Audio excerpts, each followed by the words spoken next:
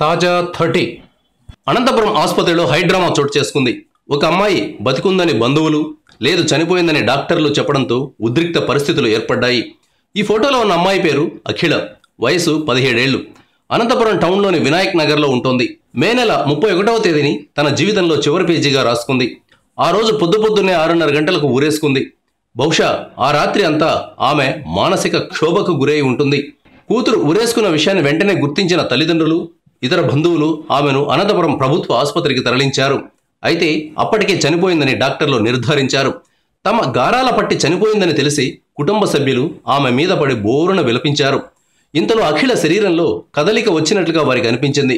ఆ అమ్మాయి గుండె కొట్టుకుంటోందని, వెంటనే ట్రీట్మెంట్ ఇవ్వాలని పరుగున డాక్టర్ల దగ్గరకు వెళ్లారు. ఎమర్జెన్సీ వార్డుకు తరలించారు. విషయం తెలిసి ఆసుపత్రి సూపరింటెండెంట్ జగన్నాథ్, ఆర్ఎంఓ లలిత కుమారి, ఇతర డాక్టర్లు ఆ వార్డుకు వచ్చారు. అఖిలకు మళ్లీ పరీక్షలు చేశారు. అప్పుడు కూడా ఆమె నాడి కొట్టుకోవడం లేదని తేలింది. దీంతో ఆ అమ్మాయి బంధువులకు కోపం వచ్చింది. డాక్టర్లు నిర్లక్ష్యంగా వ్యవహరించారని, ప్రాణాలతో ఉన్న అమ్మాయిని మార్చురీకి తీసుకెళ్లారంటూ తీవ్ర ఆగ్రహం వ్యక్తం చేశారు. మొదట్లోనే సరిగ్గా చికిత్స చేసి ఉంటే తమ అమ్మాయి బతికేదని వారు వాపోయారు. ఆసుపత్రిలో ఆందోళనకు దిగారు. పోలీస్ స్టేషన్కు వెళ్లి కేసు పెట్టారు.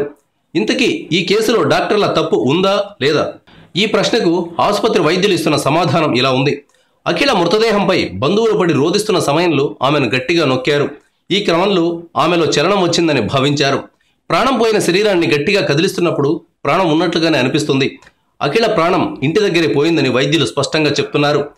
డాక్టర్లు చెప్తున్న వాదనే కరెక్ట్ కావచ్చు. ఎందుకంటే ఉరేసుకున్నప్పుడు మనిషి బతకడం దాదాపుగా అసాధ్యం.